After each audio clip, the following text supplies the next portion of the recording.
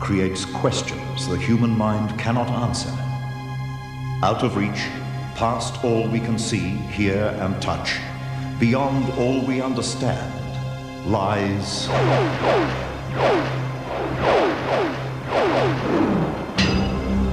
the extraordinary. Nathan, what is it?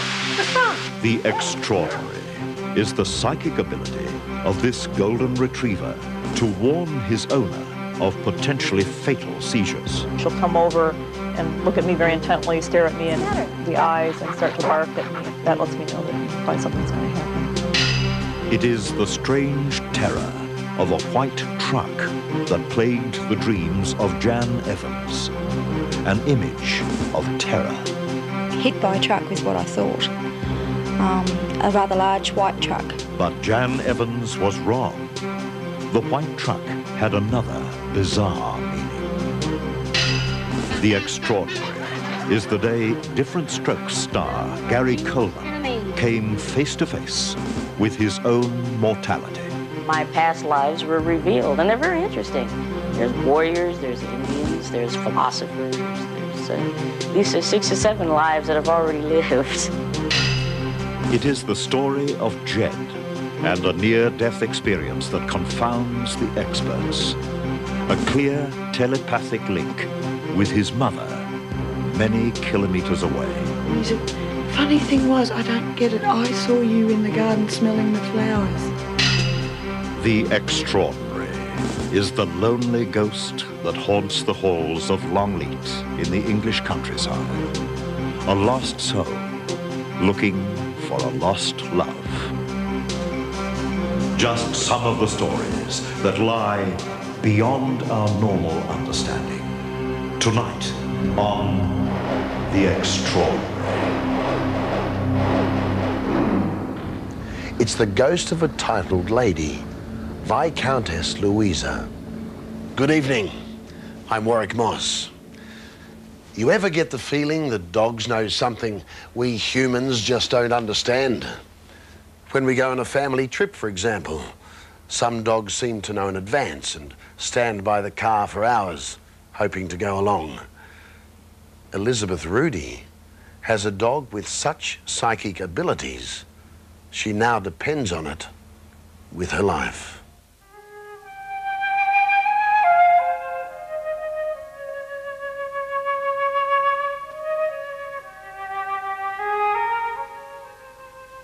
For 9 years, it was a secret kept just between the two of them, the veterinarian and her dog. It was a human-canine relationship founded on friendship, affection, and in the end, a life-and-death dependency.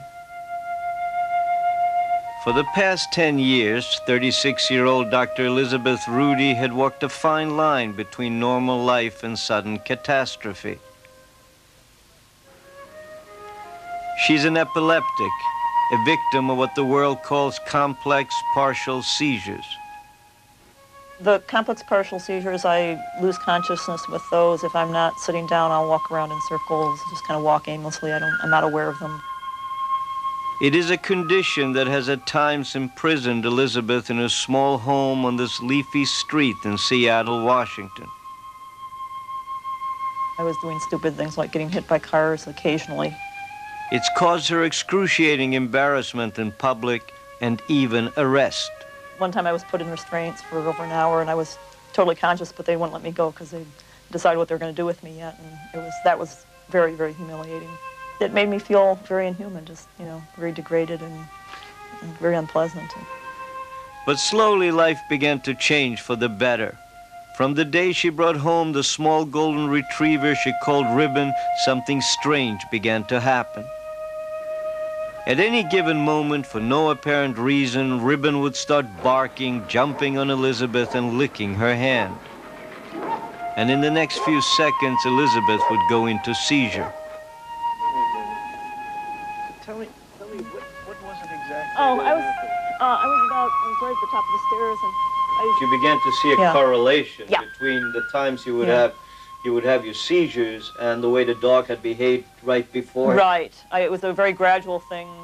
You know, she was a dog, Ribbon was a dog that she wasn't real licking hand sort of dog, you know, and this is what she would do, and it was very strange. And you know, first couple times I thought, well, you know, but it followed a fairly regular pattern, and it didn't take me too long to, you know, figure out what was going on.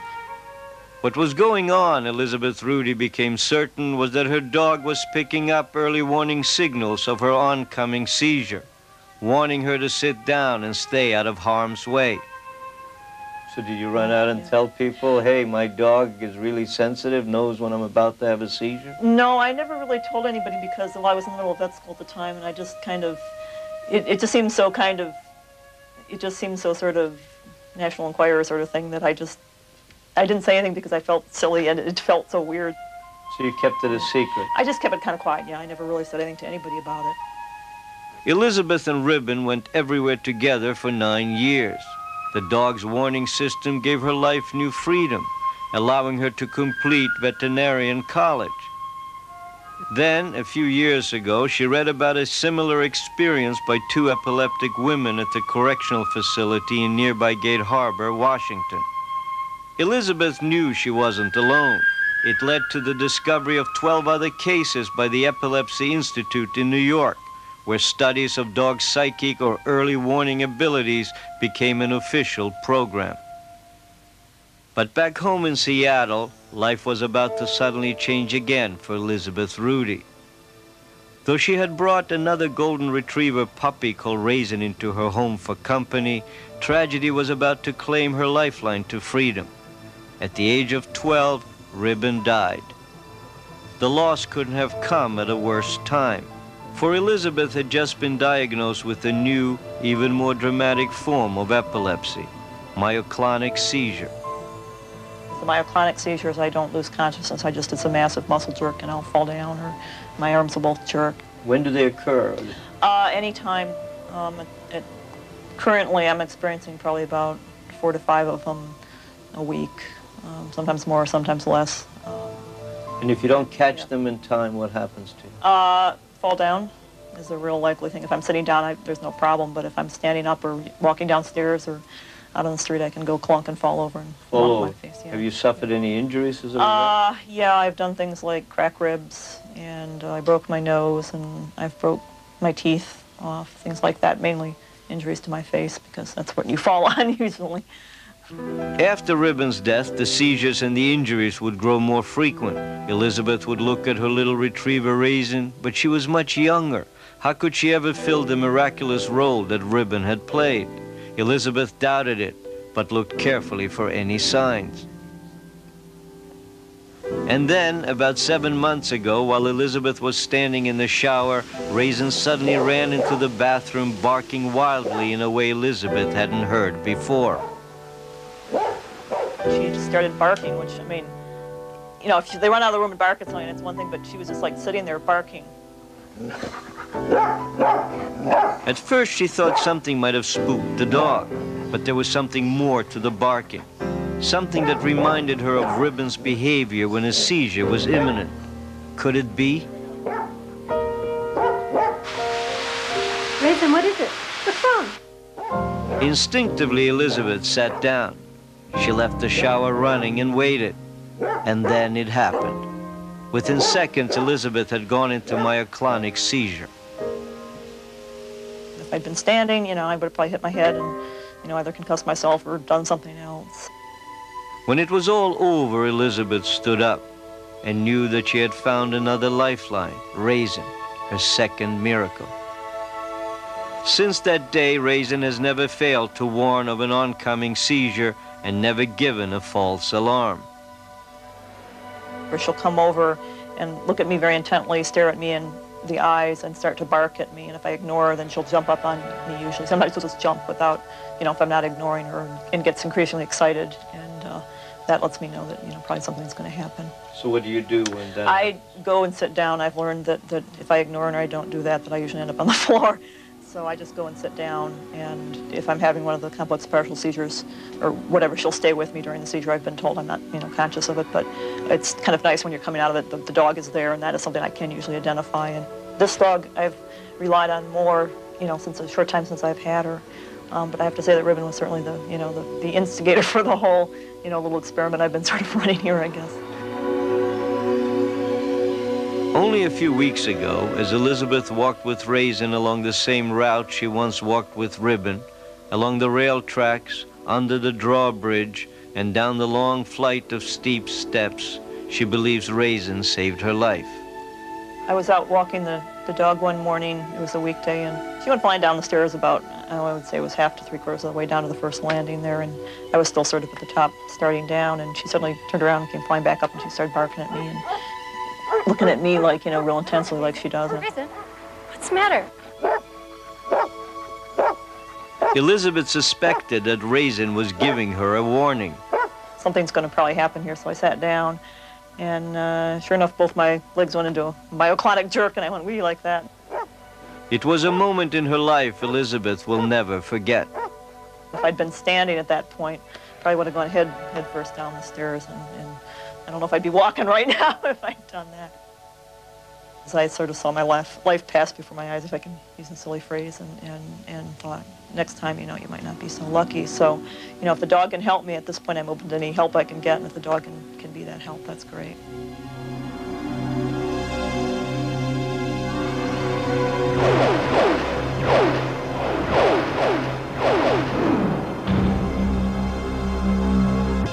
As we go through life, many of us wonder what happens next, what's in store for us. Well, there are some who say they've crossed that threshold and returned to tell of their experiences. One of them is a boy called Jed. 2 years ago, he suffered a near-fatal asthma attack and was transported into what's officially called a near-death experience. It was an experience through a tunnel of time where he and his mother made contact, a communication between the living and the near-dead. We've got a couple of lemons in there as well. The Archdeacons are an average Australian family who live an average life in the suburbs just outside Perth. August the 27th, 1990 started out like any other day, though there wasn't the usual bedlam over breakfast. Looking back, Diana Archdeacon recalls that for a change, her 10-year-old son Jed was very subdued. Well, he just looked angelic, peaceful, just really beautiful, and it just sort of stunned me for a minute that he was standing still, letting me do his hair. He wasn't complaining, and I just suddenly struck with his beauty. That sensation of beauty and tranquility persisted when Diana dropped Jed off at school. Everything else disappeared from the background, and all I could see was Jed, like he was really like shining like an aura or something. I didn't really think about it at the time. I just thought how beautiful he looked, and he was just absolutely, like I'd never noticed him before, never seen him. And he just looked like he had a light on him or something. And he just turned slowly and walked away. For Jed, the school day began with physical education, a game of dodge with his classmates. There was one minor problem. Spring was early that year, and the blossoms were irritating Jed's asthma. Diana was at home, winding down after the rush hour, but for some unknown reason, she seemed drawn to a photograph of her children, especially to Jed. I really thought at the time, I can't wait for him to come home so I can tell him how much I love him. I've been calling him a little pest because he's been naughty, and at that day I just suddenly absolutely overwhelmed with love. Couldn't take my eyes off the photo. Still puzzled by the intensity and warmth of her emotions, Diana continued her morning routine. She started out in her beloved garden. By now, the game of dodge was warming up. The competition was fierce, and Jed was in the thick of it. And after a while I became pretty wheezy, but that was normal, But when I took my inhaler, it didn't really work, sort of thing. Back home, Another strange feeling came over Diana. Again, she felt herself being drawn, this time to her favourite shrub, one she'd nurtured and cherished for years. Well, Jed is not known for being very generous. He buys himself a lot of things, and for some reason this particular birthday he insisted that he wanted to buy me a nice present, and his favourite flower is the alyssum, and he knows I like it too. So he went down with me, chose the alyssum, came home and helped me plant it. So I actually picked some alyssum and I was smelling it and thinking about him. That was when I was overwhelmed again by this peaceful, sort of strange feeling, unable to explain why. I was just suddenly thinking about Jed all the time, but I knew whatever it was something good.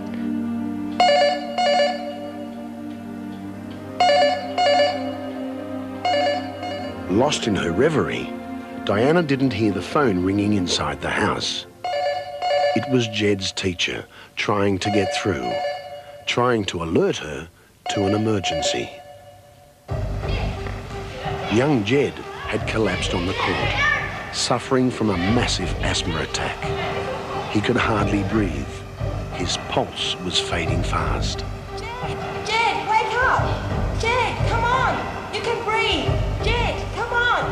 When they couldn't revive him on the spot, two teachers decided there was only one way to save Jed. That was get him to hospital as soon as possible.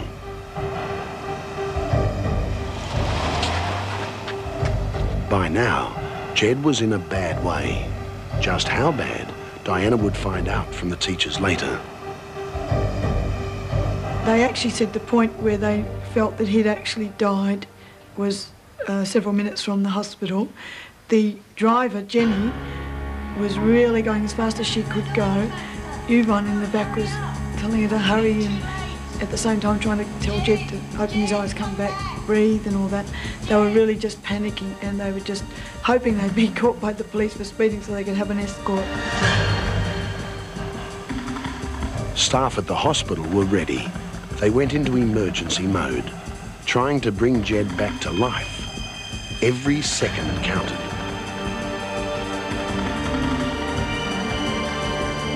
It was touch and go for quite a while, but eventually, Jed began to respond. Thanks to the swift action by his teachers, doctors were able to bring him back from the brink. If they'd hesitated for even a minute or two, it could have been too late.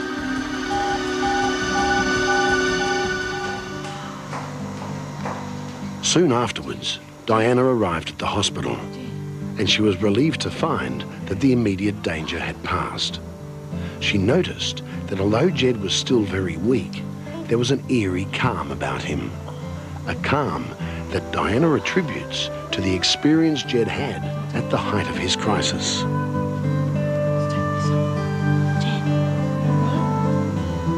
I told her that I was going down a tunnel.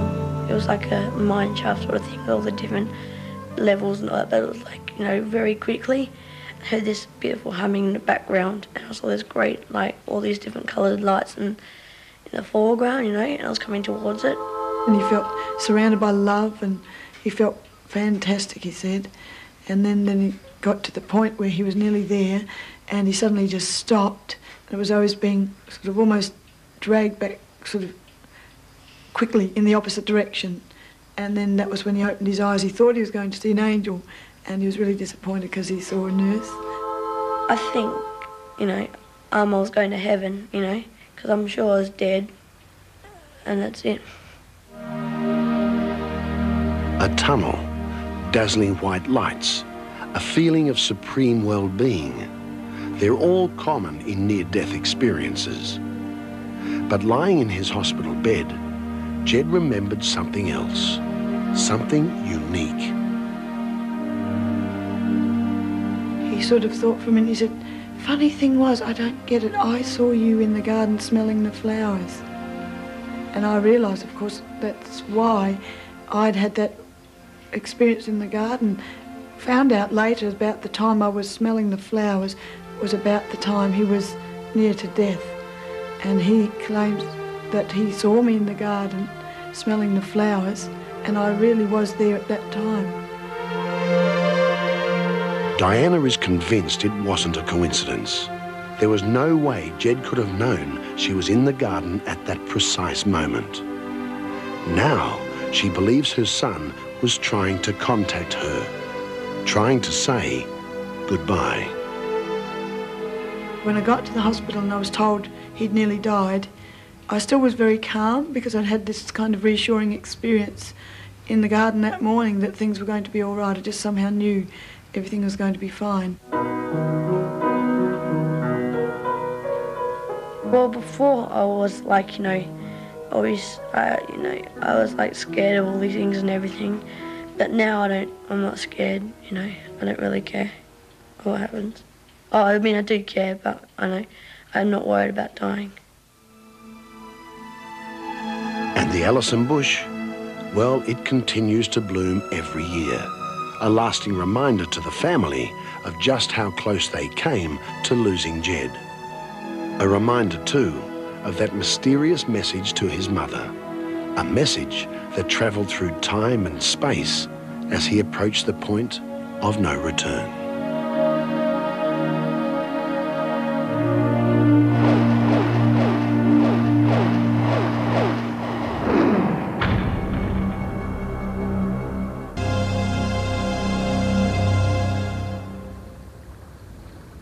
We remember him as the young, chubby-faced boy in the TV show Different Strokes.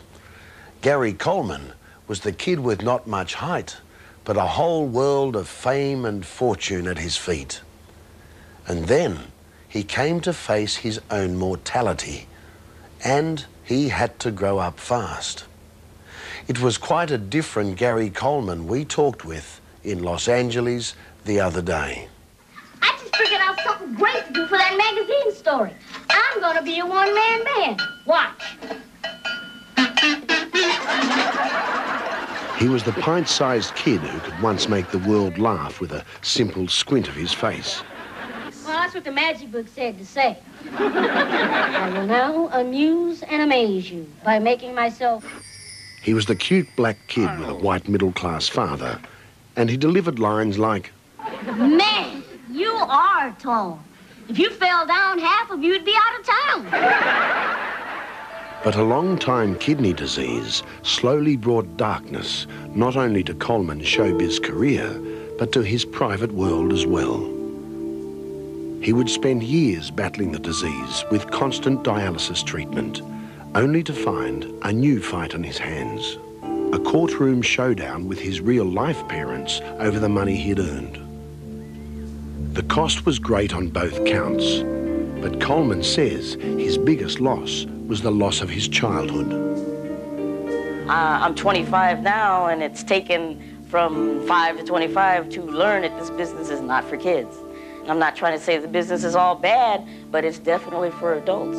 It's a tough business, and you don't have the opportunity to grow and learn things that kids learn the normal way when you're working all the time and your school is interrupted and just your life process is interrupted.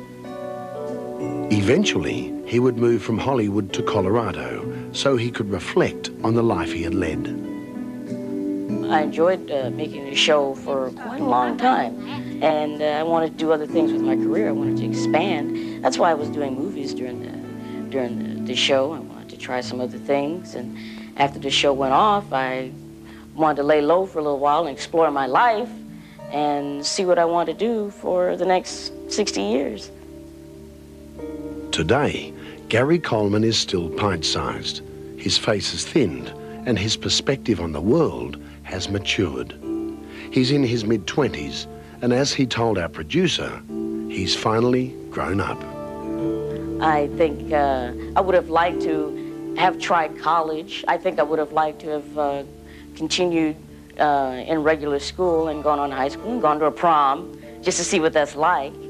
I'm sure there's some steps in my growth process that I may have missed that I'm now learning, but I'm always jealous of someone that is obviously more healthier than I. Not that it's any problem for me.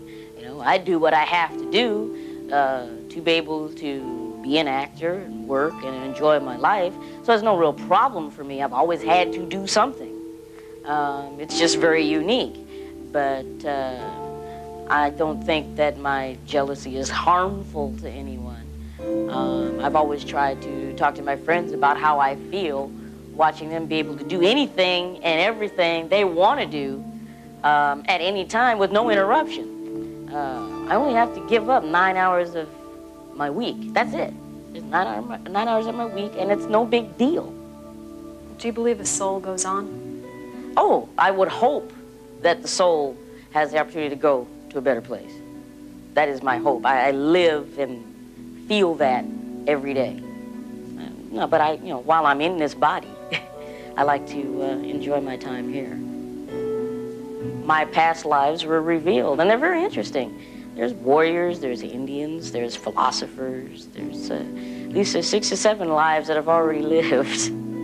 So I've been here several times already, and I do believe I've been here because I'm not a suicidal person, but I am ready to go whenever that time is because I want to experience. I want to experience fully. I think I'm ready to experience fully what the other side is really like. I just want to be here. I think there's something I need to do before my time is up. And perhaps one of the things I need to do is continue to make people laugh, because people need to laugh, and they have to have humor, and they have to have a bright spot.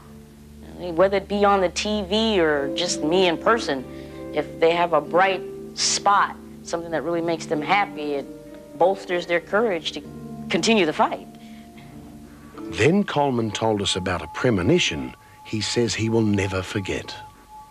The Chernobyl incident is the one time I really had a very powerful premonition, if you will.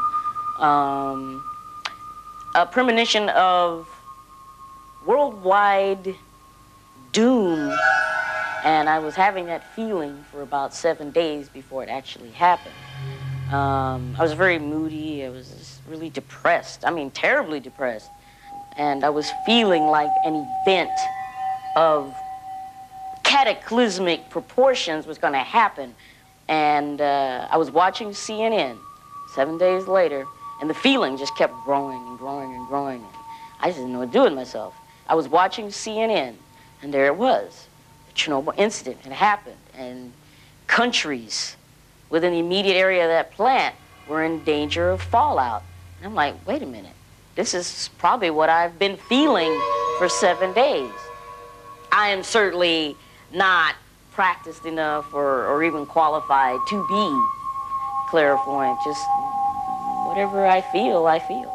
And whether it's true or not is up to the universe.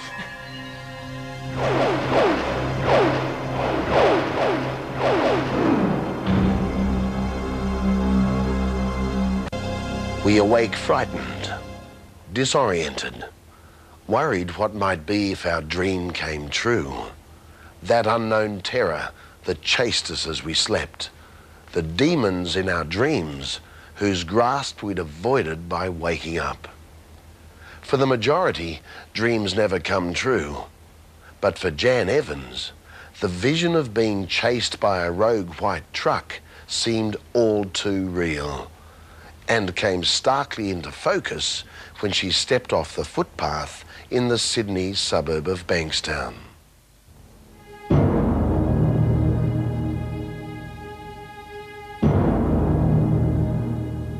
An overwhelming fear, a menacing, recurring dream, like something from a Hollywood horror movie. I was sure the truck was going to get me. I don't know where, but I knew, like, this truck was going to get me. That was what I thought. I thought, for sure, I'm going to be run over by a big white truck. Jan Evans had a daily routine. Every morning, she'd leave her flat in the Sydney suburb of Bankstown, stroll down Sir Joseph Banks Street, take a shortcut through the neighbourhood shopping centre car park and onto the office. Then she started having her dreams. Dreams with a message of doom. And, in a way, those dreams would come true. It was pretty frightening at first. The first night that I dreamt it, I just dreamt that I was going to be hit by a truck, was what I thought. A rather large white truck. The whole thing was white. And I sort of woke up and shrugged it off. You know, your first night, bad dream, don't worry about it, it'll be fine. But everything wasn't fine. The next night, Jan Evans dreamt again and saw herself on the way to work, taking the shortcut through the car park. The dream was that the truck was actually in the car park. The more I tried to get away from it, whether I walked or ran, the truck was directly behind me. I woke up and I was rather annoyed and frightened and really worried. I told my husband about it, and he sort of thought, oh, you know, you'll be right, it's just a dream, don't worry about it. Jan takes her dreams very seriously, and it seemed to be preoccupying her mind at the time. It always seemed to be for those couple of days before, and she seemed very tense, not with everything that was happening around her. The next night, the third in a row, Jan had the same dream. A white truck bearing down on her, threatening her, out to get her. Had that floating dream again last night. In the morning, over breakfast, again Jan told her husband David about her fears. Worried, eh? At first he'd been a doubter, but now he was getting worried too. I'm sure this white truck's going to Especially when Jan confessed that she really believed that if you dream something 3 times in a row, it's certain to happen. She was very agitated by it in the morning, so I actually stayed back, and instead of letting her walk down to work, I actually drove her down, albeit only 400 metres. I drove to the corner, to the crossing. She got out the car, and that puts her right at the crossing, and then the incident happened when she walked across the road. There it was, the dream, in broad daylight. All I could see was this white truck. It was on my left, and I was paranoid about this truck. I mean, I'd seen it for 3 nights in a row. I thought it was going to get me. I thought as sure as I walk in front of it, it's going to roll forward and I'm going to get killed. Jan froze, paralysed by fear. I was shaking, I believe. I was as white as a ghost. All the makeup I had on didn't make any difference. I was really, really frightened. As she stood at the curb transfixed, with the premonition racing through her mind, Jan now says what happened next is just a blur. Suddenly, a car came hurtling out of nowhere on her right. All she remembers is the gust of wind against her skirt as the car sped past. Then everything came into focus, the white truck and its driver in particular. As the car went past, I sort of looked up. As I looked up, the guy in the truck was actually hanging out the door, had the door wide open, was screaming at me to stop. Now, Jan Evans is convinced that if she hadn't had her dream, if she hadn't been so terrified of the white truck, if she'd taken just one more step onto the roadway, she would have been knocked down by the car. So her dreams weren't quite right. In them, the white truck was the demon. In reality, it was the white knight that saved her. If, by some chance, I hadn't have taken any notice of the truck driver and stopped, I wouldn't be here to tell the story, because the car would have got me, would have hit me.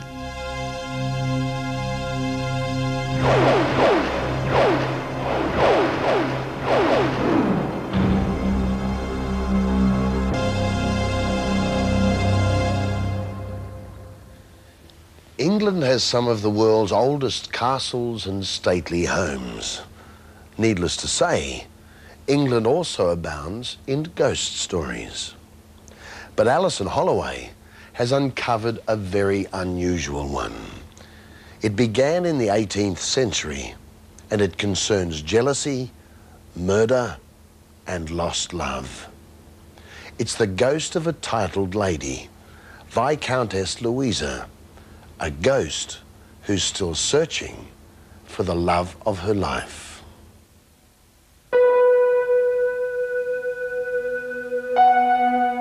Grandiose but serene sums up Longleat House. Eccentric, perhaps even balmy, describes its present-day lord, Alexander Thynne, a man bewitched by the spirit of his long-dead ancestor. I float through on a disbelief that I'm going to meet her. But if I meet her, I shall adore her.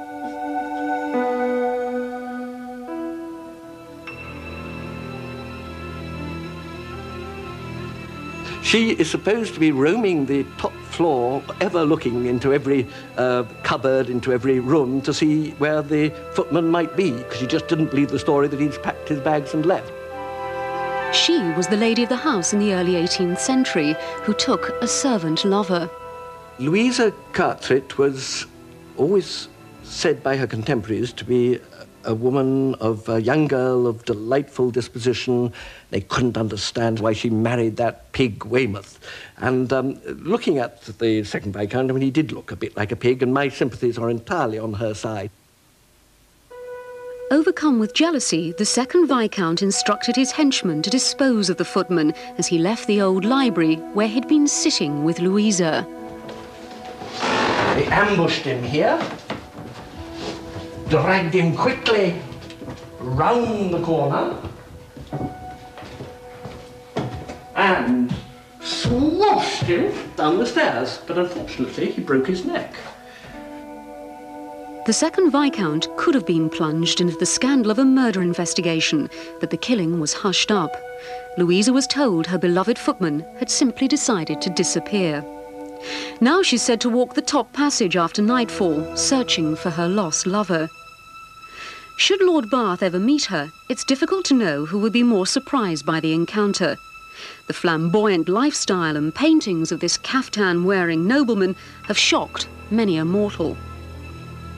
His ghoulish works of art would make even a ghost scream. Everything about Longleat is intriguing. The house, the family, and what's gone on here over the past 400 years. I'm perhaps the first one who's been a painter and writer. I enjoy this possibility to be free to do what I want in the most wonderful, against the most wonderful backdrop that I can imagine, which is Longleat. I hope that what I do will itself enhance the reputation, the myth behind Longleat. That's what I try to be, to animate the myth. 14 generations of the Thynne family have lived at Longleat. Many of them have been collectors of books and paintings, but the tastes of the present incumbent are anything but traditional. They paint cocoons, therapies, or fantasies. The paranoia would be a typical example of where I'm giving myself a therapy. There are other therapies like trying to get away from my inhibited side, to suppress my introversion, and to break out, explode out in my maximum extroversion. And that again is a therapy, trying to get myself to be that extroverted person. Or there's the Kama Sutra mural, which again is a therapy, where I'm trying to get rid of my sexual inhibitions. And it succeeded very well. Alexander comes from a long line of colourful characters. There was the ancestor who ran off with the tollgate keeper, and a scandal involving a Thynne, royalty, and a love child. But it was the murder of Louisa's lover which could have brought about the demise of the Thynne dynasty. And there's an interesting postscript. It was hushed up greatly as they took in the body downstairs by dead of night, and nobody knew what had happened to him for a long while. Well, that was until we found a body. And it was much later, during the life of my grandfather, when they were putting in the first central heating system into the house, and they had to lower the floor here. They dug down, and the missing body was found. it was dressed in the right clothes of the period. It was in a crumbling estate, and it was still rather hushed up. My grandfather had it put into a hat box and buried in the churchyard. Rather curiously, on the same spot where, or not on the same spot, but in the same graveyard where the second Viscount had been buried. So I'm sure they had lots to tell each other at that prolonged time. The second Viscount had, after his wife's death, been never willing to live in Longleat. He'd gone and lived in the village, thinking, no doubt, that he would encounter the ghost of his wife looking for her lover, as it was always referred to. In my view, it wasn't her lover, but her adored footman. Lord Bath has no such fear over meeting the ghost of Louisa and plans to move his private quarters to the 3rd floor, the very place she's said to haunt. I wondered, what would he say to her if their paths crossed one dark night? So she's still roaming, but I will show her the way, and if I meet her, I shall be... I'm really looking forward to meet her. Not that I really believe in ghosts, but if I meet her, I have much to tell her and put her mind at rest, that we are taking good care of the house, and that we thoroughly disapprove of what happened to her dear footman.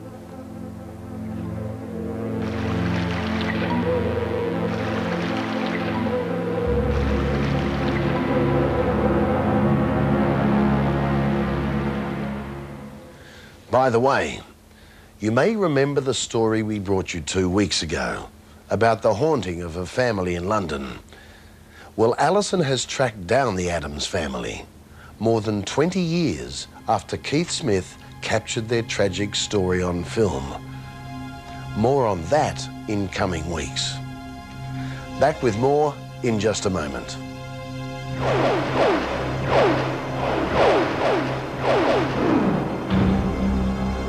And jumping on skis to somersaulting over the engine of a moving freight train, Mike Spaulding lived to look death in the eye and wink. The wind came up, started blowing real hard. I was just about ready to pin it off. I've been holding it there, and the wind blew it over. It hit the tip of the gun. The tip of the gun swung in like this and went off. And it was like, where'd the nail go? When a freak accident drove an 8-centimeter nail through his heart, doctors thought his time had come. But again, Mike winked. It wasn't his day to die. It just wasn't. Everything was just clockwork. I'm convinced Mike had an angel on his shoulder that day.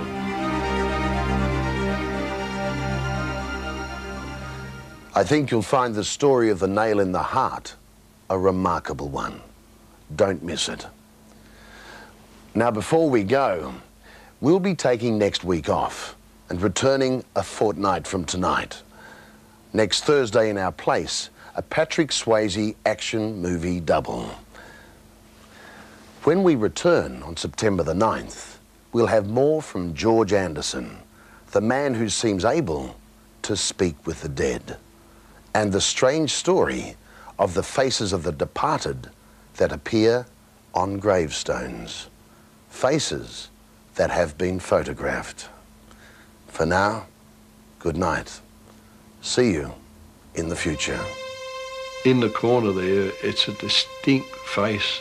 It's a full eye, it's a full nose, the mouth, the chin. It makes you look and makes you wonder. I honestly can't say, no.